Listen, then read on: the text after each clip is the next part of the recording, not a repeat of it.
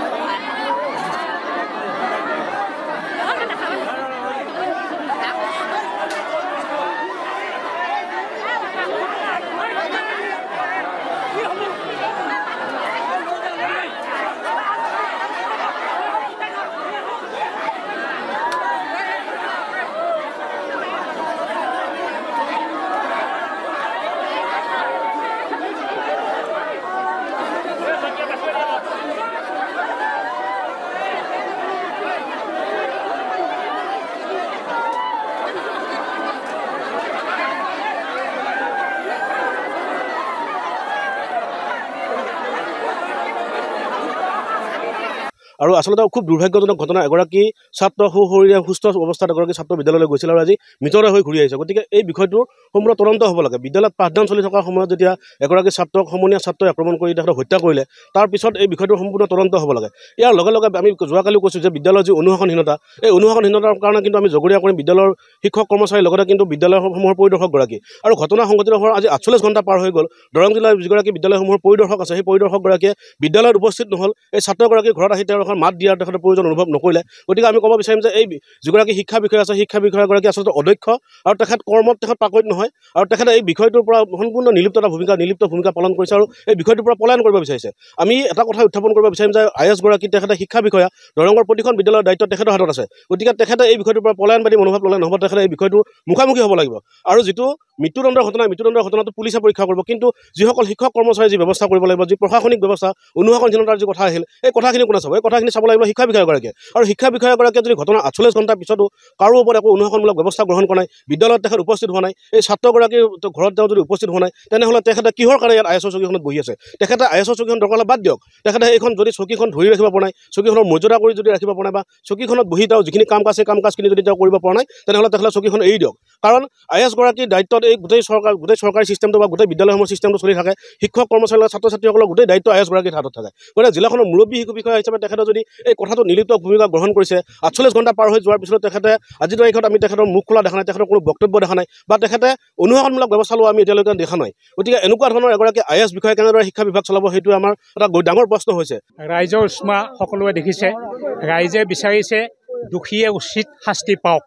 আইনৰ সুৰুঙাৰে বয়সৰ দোহাই দি যাতে এই অপৰাধীসকলক ৰেহাই দিয়া নহয় তাৰ কাৰণে মই যোৱাকালিও নিউজ লাইভৰ এটা টক শ্ব'ত আমাৰ মহামান্য মুখ্যমন্ত্ৰী ডাঙৰীয়ালৈ আৰু আমাৰ জিলাৰ SP ডাঙৰীয়ালৈ আবেদন জনাইছোঁ তেওঁলোকে যাতে এখন ষ্ট্ৰং চাৰ্জশ্বিট প্ৰিপেয়াৰ কৰে কাৰণ চাৰ্জশ্বিটৰ দুৰ্বলতাৰ কাৰণে অৰ্ণমাই বৰাৰ হত্যাকাৰী আৰু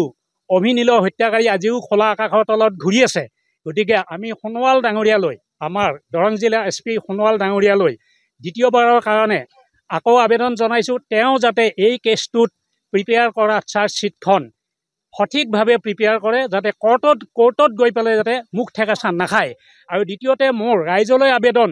বিভিন্ন গোটৰ পৰা আপোনালোকে প্ৰধান শিক্ষয়িত্ৰীগৰাকী আৰু বিভিন্ন শিক্ষকসকলৰ নাম ধৰি এজাহাৰ দিয়ক কাৰণ যোৱাকালি ঘৰৰ ফালৰ পৰা দিয়া এজাহাৰখন তেনেই সাধাৰণ এজাহাৰ আছিল যাৰ প্ৰতিফলনত ৰাতি 10টা বজাত ইয়াৰ পৰা ধৰি নিয়া শিক্ষককেইটাক এৰি দিবলৈ পুলিচ বাধ্য হৈছে পুলিচক আমি অকল দোষ দিলেই নহ'ব কাৰণ আমাৰ ফালৰ পৰা আমি কাকো নামজদ এজাহাৰ দিয়া নাই গতিকে ৰাইজলৈ অনুৰোধ বণিক সন্থা পিতৃ মাতৃ সন্থা বন্ধু বান্ধৱ সন্থা স্কুল আৰু অন্যান্য সাহিত্য সভা বা জাতিগত সভা সকলো ফালৰ পৰা একোখন এজাহাৰ দিয়ক নহ'লে এই শিক্ষক এওঁলোক কিন্তু মুকলি আকাশৰ তললৈ কালিয়ে ৰাতি ঘূৰি আহিছে ৰাইজে এইটো কথা ভালকৈ বুজক আৰু মুখ্যমন্ত্ৰী ডাঙৰীয়া শিক্ষামন্ত্ৰী ডাঙৰীয়ালৈ মোৰ অনুৰোধ তেওঁলোকে অনতি বিলম্বে এই ঠাইখনত এবাৰ ভিজিট কৰক আৰু অকল পিতৃ মাতৃয়ে নহয় গোটেই মানুহখিনি শোকাকুল নোহোৱা হ'লে এই মানুহখিনিয়ে কি কাণ্ড কৰিলেহেঁতেন অন্য ঠাইত হোৱা হ'লে সেইটো তেওঁলোকে খুব ভালকৈ জানে মব লিঞ্চিং কৰি ল'ৰাটো মাৰিছে 4জন ল'ৰাই এজন ল'ৰাক মাৰাটো এটা আচলতে মিনি মব লিঞ্চিং। আচলতে স্কুলত গৈছি, স্কুলত গেলাতে এই হেৰি মাৰপিট কৰিছি। তেওঁ মাষ্টৰনী বহি আছে বোলে, চলিয়াকেইটা দেখা পাই কওঁতে বোলে এই বহি থাক, আমি যি ক'ব লাগে কৰি থাকিম, এই মনে মনে থাক, চাপ চুপ এনে বুলি পেলাই আকৌ ক'লা চলিকেইটাকো কাষেৰা কৰি দিছে। দি পেলাই তাই কথা পাতি আছে বোলে অফিচ ৰুমত, চলিটো পৰি আছে। তাৰপাছত ওলাই আহি পেলাই বাপেকক লাগি ফোন কৰোঁতে বাপেকে যায়, তেতিয়াহে মানে পাইছি যায়। সেইখিনি লাগি চলিকেইটা পৰি আছে। কি কৰি আছিল মাষ্টৰনীয়ে, কি কৰি আছিল মাষ্টৰবিলাকে? ল'ৰা ছোৱালীকেইটা কান্দি কাটি উভাৰ হৈ পেলাই সিহঁতে কৈ আছে, মাষ্টৰনীয়ে সিহঁতকহে দাব দিয়ে। যিকোনো খবৰৰ বাবে যোগাযোগ কৰক